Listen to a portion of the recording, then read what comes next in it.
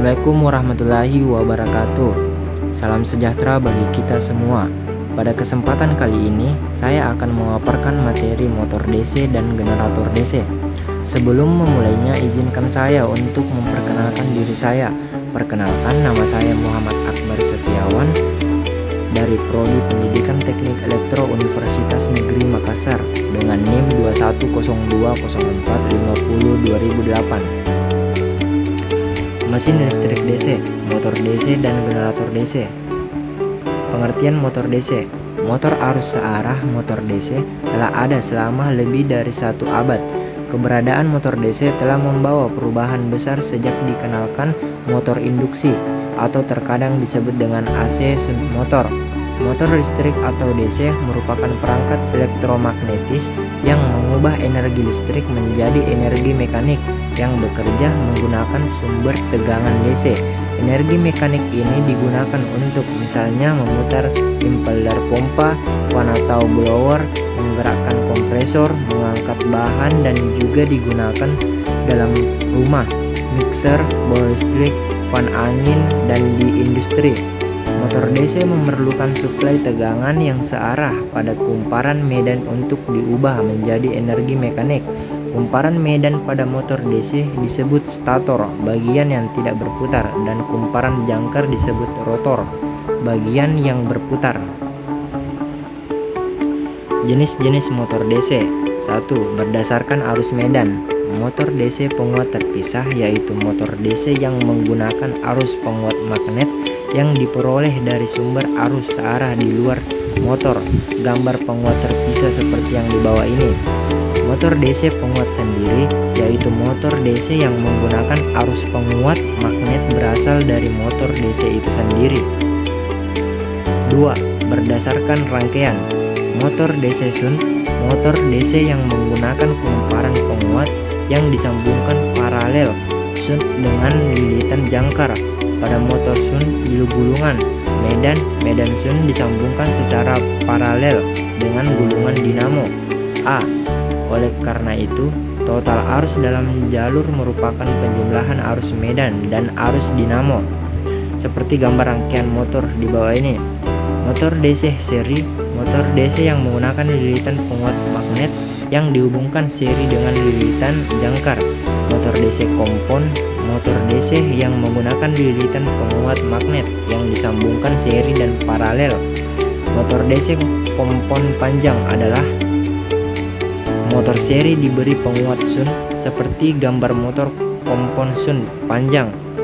Motor DC kompon pendek adalah motor shunt diberi tambahan penguat seperti gambar disebut kompon shunt pendek.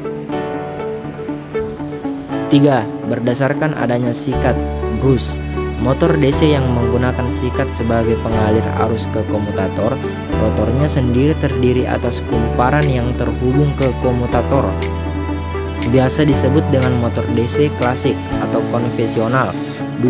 Motor DC brushless seperti pada gambar di bawah ini. Gambar brushless motor DC. Pada motor jenis ini, rotating switch mekanis atau susunan komutator brake gear diganti dengan sebuah switch elektronik yang disinkronkan dengan posisi dari rotor motor tanpa sikat. Ini memiliki efisiensi 85-90%, sedangkan motor DC dengan brush gear memiliki efisiensi 75% sampai dengan 80%. Untuk rotornya sendiri menggunakan magnet permanen. Bagian-bagian serta fungsi motor DC. 1. Badan motor listrik.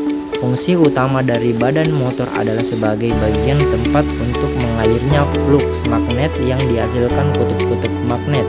Karena itu badan motor dibuat dari bahan ferromagnetik.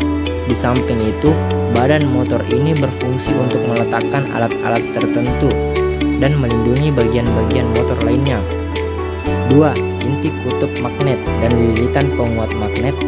Sebagaimana diketahui bahwa flux magnet yang terdiri pada motor arus searah dihasilkan oleh kutub-kutub magnet buatan yang dibuat prinsip elektromagnetis. Lilitan penguat magnet berfungsi untuk mengalirkan arus listrik sebagai terjadinya proses elektromagnetis. 3. Sikat-sikat. Fungsi utama dari sikat-sikat adalah untuk jembatan bagi aliran arus dari lilitan jangkar dengan sumber tegangan. Di samping itu, sikat-sikat memegang peranan penting untuk terjadinya komutasi agar gesekan antara komutator dan sikat tidak mengakibatkan arusnya komutator. Maka bahan sikat lebih lunak dari komutator, biasanya dibuat dari bahan arang cool. 4. Komutator. Kegunaannya adalah untuk transmisi arus antara dinamo dan sumber daya. 5. Jangkar. Umumnya jangkar yang digunakan dalam motor arus searah adalah berbentuk silinder dan diberi alur-alur pada permukaannya untuk tempat melilitkan kumparan-kumparan tempat terbentuknya GGL lawan. Seperti halnya pada inti kutub magnet, maka jangkar dibuat dari bahan berlapis-lapis tipis untuk mengurangi panas yang terbentuk karena adanya arus liar. Bahan yang digunakan jangkar ini sejenis campuran baja silikon. 6. Lilitan jangkar. Lilitan jangkar pada motor arus searah berfungsi sebagai tempat terbentuknya GGL lawan. Pada prinsipnya kumparan terdiri atas sisi kumparan aktif, kepala kumparan, juluran. Cara kerja motor DC. Motor DC memiliki prinsip kerja yang berbeda dengan motor AC. Pada motor DC, jika arus lewat pada suatu konduktor, timbul medan magnet di sekitar konduktor. Medan magnet hanya terjadi di sekitar sebuah konduktor.